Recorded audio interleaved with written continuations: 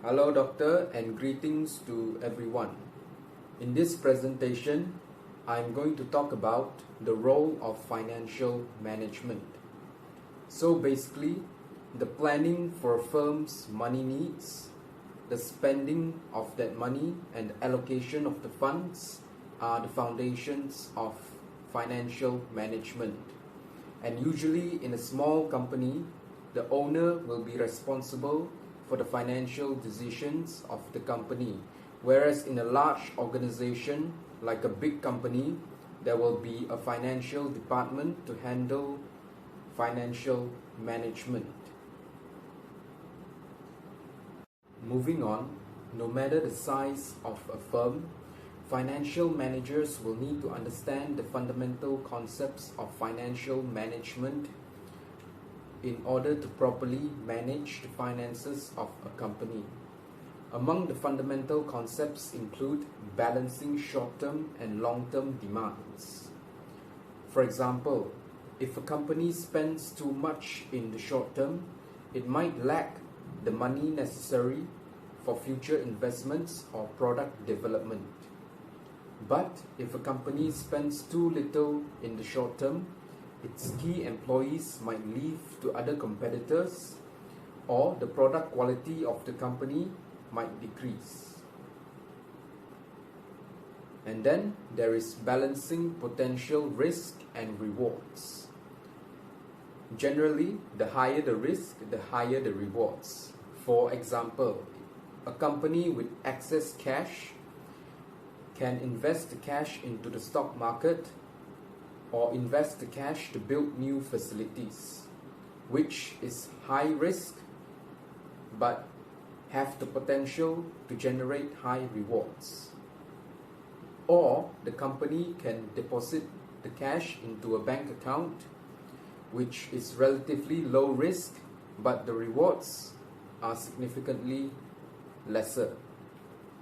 So sometimes the safest choice isn't necessarily the best choice. If a company decides to hoard cash, it might be outdeveloped by its competitors and face a decline in the future. And then last of those fundamental concepts include balancing leverage and flexibility. For a company that is highly leveraged, that have a lot of debt, that company is not very flexible because much of the company's money is devoted to debt services. Although debt can be a tool and if used strategically can help the company grow, debt can also be a threat if not managed properly. And companies that are highly leveraged are very vulnerable to an economic downturn. Next, I'm going to talk about financial planning. So, a financial plan is a document that outlines the funds needed for a certain period of time, along with the sources and intended uses of those funds. There are three main sources of information that we need to gather when making a financial plan. First of all is the strategic plan of the company. Where is the company heading? The overall direction of the company, and what are the needs of the company that requires funding. Second, we have the financial statements of the company.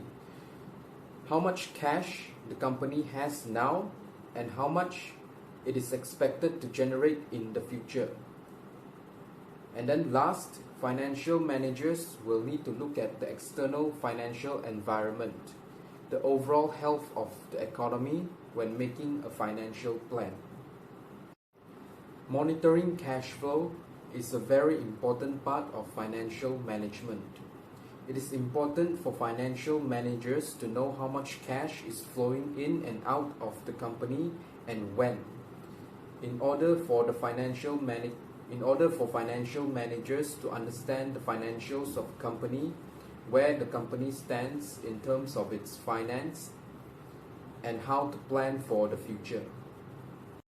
Talking about cash flow, there are several working capital accounts that are important for financial managers to monitor. First of them are accounts receivables. These are accounts or money owed to the company that has not yet been paid to the company, and these accounts are required to be monitored constantly to ensure that the company gets the money it is owed. Then we have cash reserves. Financial managers need to know the amount of cash or liquid assets that are readily available and under the control of the company to plan for future investments or fund allocations. Then moving on, we have inventory. Inventory have the potential to be converted into cash, but it has to be sold first. So when it is sitting in a warehouse or storage facility of a company, it will incur storage cost. Therefore, it is important for financial managers to understand the flow of inventory and plan accordingly for production. Then last but not least, we have accounts payable. These are accounts or money the company owed other firms. But the idea here is to hold back paying back the money for as long as possible so that the company have more cash on hand, but not to pay back too late to keep a good credit, to keep the good credit score. Good morning everyone. Before begin, I would like to introduce myself. My name is Georgie Fang. Today I will present about the budgeting process. What is the budgeting process? The budgeting process is a crucial aspect of financial management for both individual and organization. It involves planning, organizing and controlling financial resources to achieve specific goals and objectives. After that, there are elements that in the budgeting process. First is review the previous period. The starting point should always be to look over the existing information you have to hand. And in this case, the best evidence for how your new budget should pay out is the previous one. And a few questions to consider. For example, did you spend more or less than anticipated? Was the budget easy to inform? Did team members follow it? And so on. Also critical in this step to consult other team leaders. Second step is calculate existing revenue. The most obvious starting point for any budgeting exercise is to figure out how much you have to spend. Of course, this will involve other costs. At the company level, you need to identify income stream. How much money are you making gross? List your cost product, their pricing, and the expected volume for each in the coming year. Naturally, this involves some estimate and won't be perfect.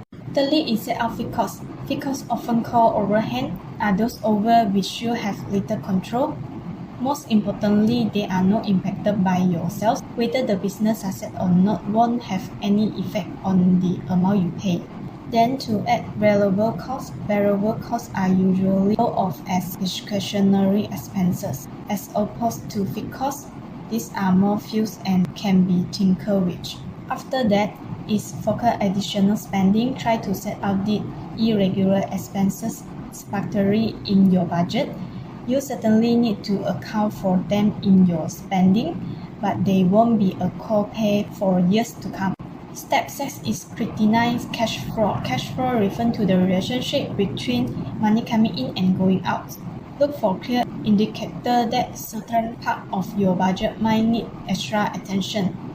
You want to know the particular aspect of your business that impact the budget most heavily and be prepared to adjust accordingly. Then make business decisions. Naturally, you now need to use all of the analysis and preparation you are done, and that means forming a clear spending plan for the future.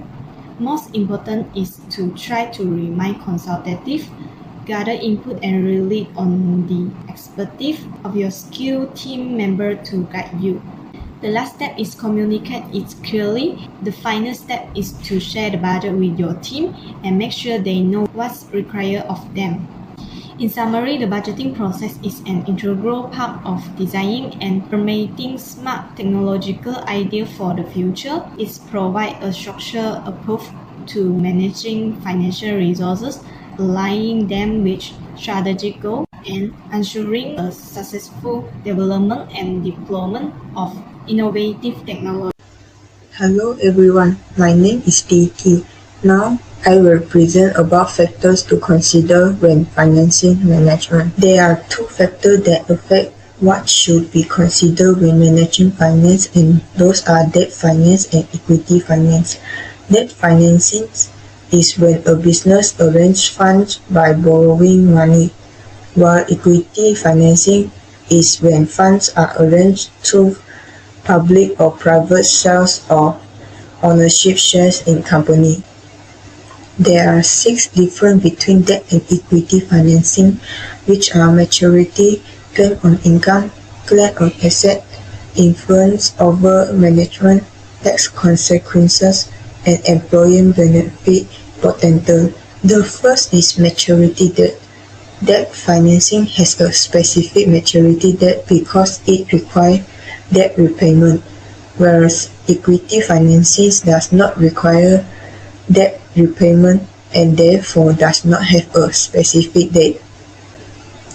In terms of claim on income, debt financing must be repaid regardless of whether the company is profitable or not, whereas equity financing is at the discretion of management. If the company is profitable, shareholders receive dividend after paying creditor, and in equity financing, the company is not required to pay dividends. Thirdly, with respect to asset claims, lenders in debt financing have priority, whereas shareholders in equity financing can only make a claim after the company has satisfied the lender's claim. The next step is influence over management. In debt financing, the lender usually has no influence over management, but in equity financing, shareholders can vote on certain aspects of the company's operation, but in practice, only the largest shareholders have significant influence. Next, because debt payments reduce taxable income, debt financing thereby reduces tax liability, while tax on equity financings are not deductible. Finally, debt financing has no employee benefit potential, whereas equity finance companies create the opportunity to use stock option as a motivation or retention tools. Hi Dr. and everyone, and now I would like to presentation a short-term debt. And now let's move into the next part. What is short-term debt? Typically, short-term debt is financing used to cover current expense, generally need to pay within 1 year. Next, I will explain 6 type sources of the short-term debt. This is credit card, trade credit, secured loans, unsecured loans, commercial paper, and factoring. So credit card is convenient but costly. The advantage of credit card is widely available, convenient, not extremely security of individual purchase. For the disadvantage and limitation for credit card is high interest rate, availability decreasing since the credit crunch. So you must repay this debt in 1 year. If you don't repay this debt in 1 year, so your debt will be increased. And next, I would like to explain trade credit.